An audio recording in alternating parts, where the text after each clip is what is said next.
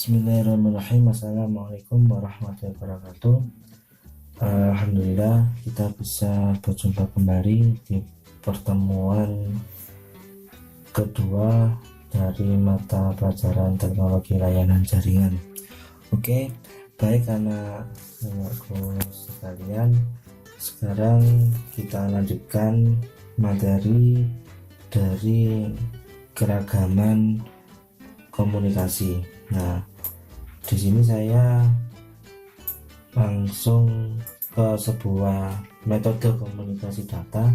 Kemarin kalian sudah belajar mengenai definisi dari komunikasi itu apa, terus komunikasi data itu apa, dan fungsi dan tujuan. Nah, sekarang metodenya apa dari komunikasi data. Nah, yang pertama yaitu ada namanya simplex atau one direction only. Nah, simplex ini yaitu pengiriman data atau merupakan suatu komunikasi satu arah, dan pengiriman ini hanya bisa mengirim pesan ke penerima dan tidak dapat menerima pesan.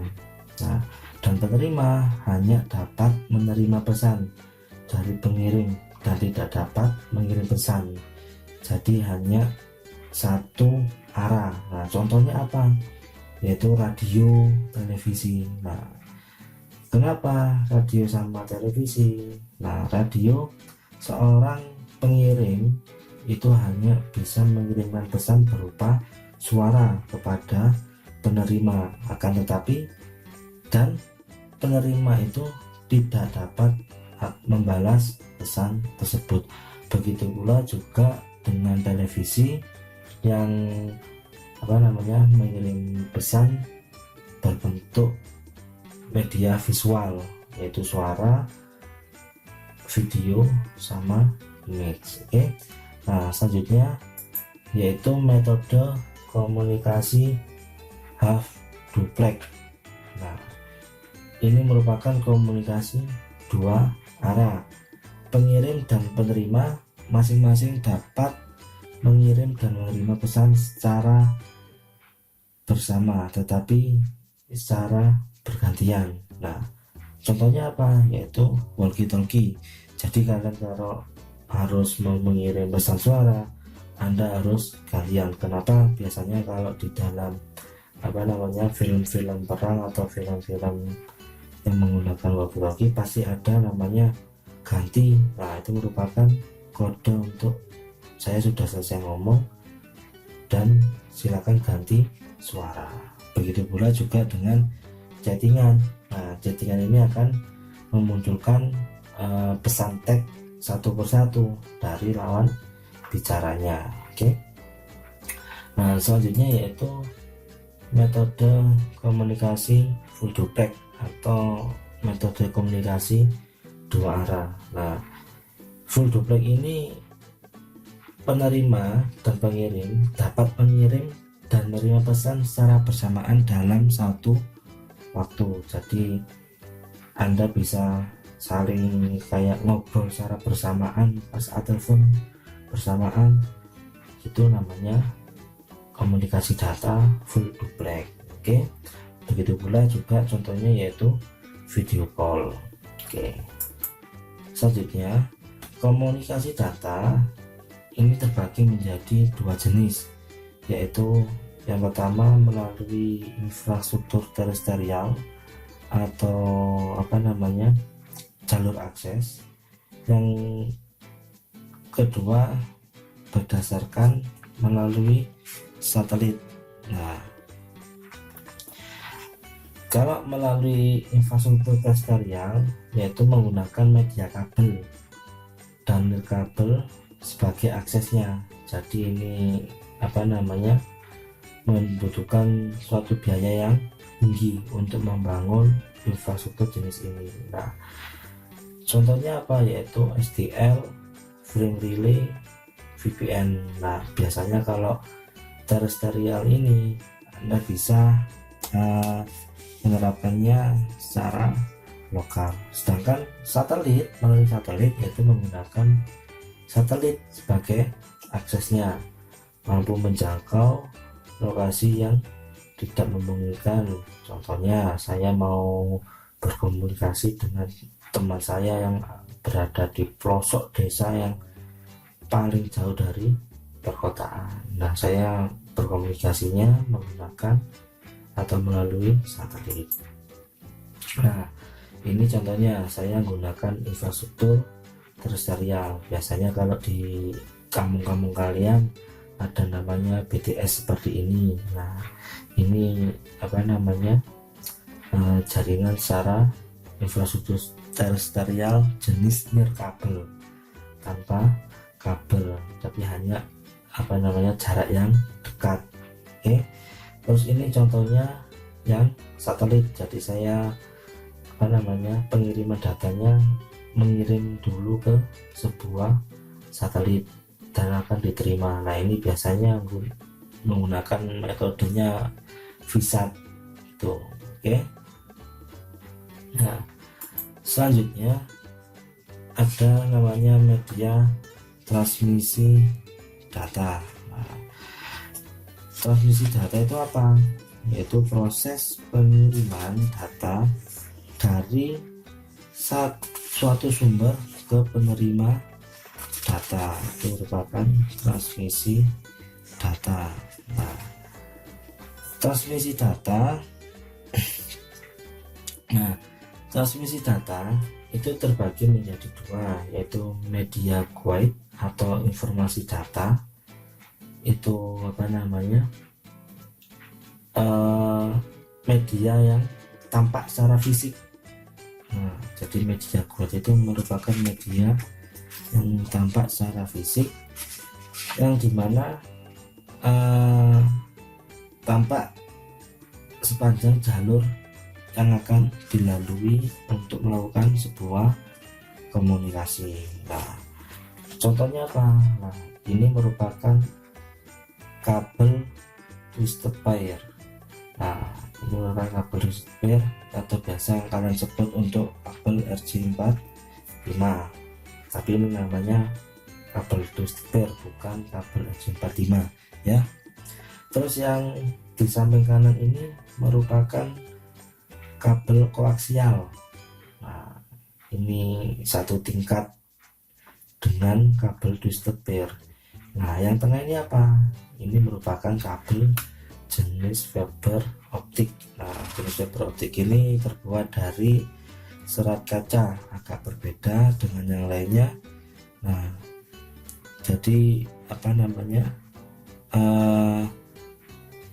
kabel fiber ini yang dihubungkan yaitu sebuah cahaya sebagai pembawa sinyal.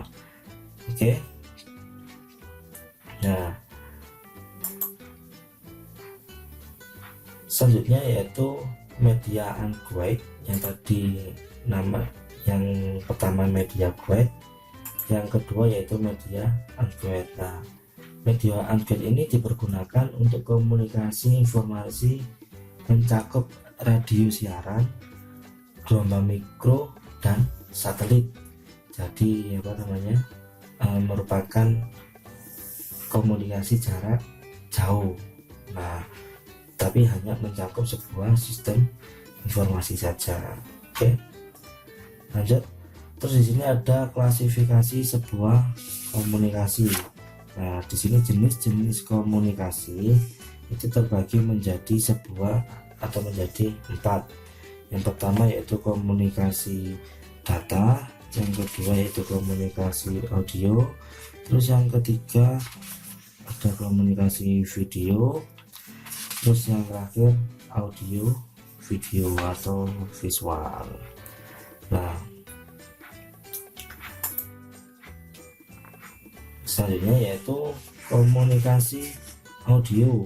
Nah, komunikasi audio ini biasa digunakan untuk menerangkan sistem-sistem yang berkaitan dengan proses perekaman dan transmisi pada sistem pengambilan suara. Nah, sambungan transmisi pembawa bunyi, amplifier, dan lain-lain. Jika dalam sistem komunikasi berjaringan video, audio bisa dianggap sebagai sinyal elektrik ya, yang digunakan untuk membawa unsur bunyi. Nah, bentuk komunikasi audio ini apa? Yaitu komunikasi yang dilakukan dengan menggunakan lambang verbal atau bahasa yang disampaikan secara lisan. Nah, komunikasi audio ini identik dengan suara alat komunikasi yang dapat ditangkap melalui alat pendengar. Nah, contohnya apa? Yaitu telepon, walkie-talkie, radio, atau tape recorder. Oke. Nah, selanjutnya yaitu klasifikasi audio. Nah, tadi kan apa namanya, merupakan komunikasi audio, sekarang ada klasifikasinya. Nah, di sini klasifikasi audio terbagi 5, yaitu audio visual, audio streaming, audio respon, audio osilator, audio modem, bisa apa. Audio visual itu apa?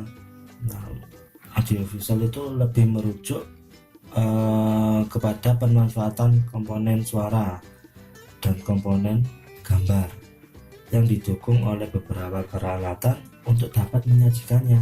Nah, misalnya apa? Digunakan untuk presentasi. Nah, seperti ini saya menggunakan klasifikasi jenis audio visual, dan contoh lain yaitu home theater dan lain sebagainya. Nah, termasuk di dalam film dan program televisi itu merupakan klasifikasi dari audio visual. Nah, sedangkan audio streaming itu apa? Nah, audio streaming itu digunakan untuk mendengarkan siaran secara live melalui internet. Nah, Anda semisal mengikuti sebuah webinar di dalam aplikasi Zoom atau di aplikasi Google Meet, itu termasuk audio streaming. Atau biasa paling umum YouTube streaming itu apa namanya, juga termasuk audio streaming. Selanjutnya yaitu audio respon. Audio respon ini apa namanya, identik suara yang dihasilkan oleh sebuah komputer, yaitu contohnya output pembicaraan yang dihasilkan komputer digunakan untuk menanggapi input jenis-jenis khusus. Nah, contohnya apa? Meminta atau permintaan nomor telepon. Oke. Terus yang keempat, audio osilator, yaitu produk komunikasi audio. Ini merupakan ciptaan dari Packard, Hewlett Packard ya. Nah, audio osilator ini pernah digunakan dalam pembuatan film Fantasia besutan Walt Disney Studio. Jadi di sini dulu menggunakan audio osilator ini. Nah, yang terakhir yaitu audio modem riser. Nah, audio modem riser ini berwujud sebuah kartu plugin. Nah, biasanya apa namanya, seperti PCI itu bentuknya berada di sebuah motherboard. Nah, AMR, jadi saya menyebutnya audio modem riser ini AMR ya. AMR ini memuat fungsi-fungsi analog atau kode-kode yang diperlukan untuk operasi modem maupun audio. Oke. Nah, bentuk-bentuk dalam media komunikasi audio itu ada alat perekam magnetik, piringan hitam, ini yang jadul ya. Terus kaset, ada CD, DVD, MP3, audio digital, nanti bisa formatnya WAV atau MP4, terus radio dan telepon. Banyak bentuk-bentuk dari media komunikasi audio. Oke. Nah, selanjutnya kelebihan komunikasi audio. Nah, yang pertama yaitu harga murah dan variasi program lebih banyak dibandingkan sebuah televisi. Kenapa? Karena kita bisa apa namanya, mendengarkan lagu banyak lah. Contohnya sekarang apa? Ada yang Spotify, ada Jux. Nah, itu merupakan produk dari komunikasi audio. Nah, sifatnya mudah untuk dipindahkan karena sifatnya yang lebih ringan. Audio itu mudah dipindahkan. Oke. Nah, kekurangan komunikasi audio itu apa? Yaitu memerlukan suatu pemusatan data. Nah, jadi perlu dipusatkan datanya biar tidak mencar-mencar saat kita memainkan sebuah audio. Nah, oke, lanjut. Nah, di komunikasi video. Nah, video sendiri itu apa? Video itu merupakan teknologi pemrosesan sinyal elektronik yang mewakili gambar bergerak. Nah, seiring perkembangan zaman, media komunikasi video bisa digunakan dengan koneksi internet yang tersedia saat ini. Nah, contohnya yaitu Anda ingin chatting dan video call secara bersamaan, yaitu kalian menggunakan aplikasi Skype. Jadi Anda bisa chatting atau video call. Nah, sekarang baru-baru ini WhatsApp bisa melakukan teknologi tersebut. Anda bisa video call, tapi Anda bisa chatting dengan teman yang lainnya, entah itu teman siapa ya. Nah, manfaat dari komunikasi video ini dapat ditemukan dalam bidang administrasi, dalam bidang kesehatan, terus dalam bidang militer, bahkan sekarang dalam bidang pendidikan. Seperti sekarang ini banyak guru-guru tenaga pengajar di SMK itu menggunakan pembelajaran daring lewat video. Oke. Nah, macam-macam video itu ada 4, yaitu video IP, ada video teks, video out, terus ada juga namanya video RAM. Nah, video IP itu merupakan video yang dilewatkan melalui sebuah internet protokol. Nah, ini IP nanti dibagi lagi menjadi 3 kategori. Ada kategori 1, ada kategori 2, ada kategori 3. Nah, ini saya beri tugas untuk kalian sebutkan 3 kategori dari video IP itu. Nah, nanti kalian jelaskan masing-masing dari kategori. Nah, oke, selanjutnya yaitu video teks. Nah, video teks ini menurut International Telecommunication, jadi pada dasarnya video teks ini menjelaskan peralatan TV yang digunakan untuk menampilkan data berbasis komputer, baik dikirimkan lewat telepon atau lewat kanal mancar. Nah, oke. Terus selanjutnya yaitu video out. Nah, video out ini merupakan sebuah fitur dari video teks. Nah, jadi video out, video RAM itu merupakan sebuah fitur dari video teks. Oke. Selanjutnya yaitu bentuk-bentuk komunikasi video. Nah, bentuk-bentuk komunikasi video ini terbagi menjadi 4. Ada 5: gambar atau foto, sketsa, diagram, skema, bagian atau chart. Nah, mungkin sampai di sini dulu biar kalian nggak bosan untuk mendengarkannya.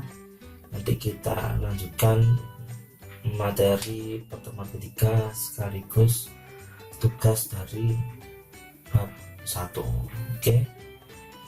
Tolong kalau yang bisa jawab kategori dari video IP tadi, silakan langsung kalian jawab melalui chat ke saya, oke, itu akan menambahkan nilai Anda di semester kali ini.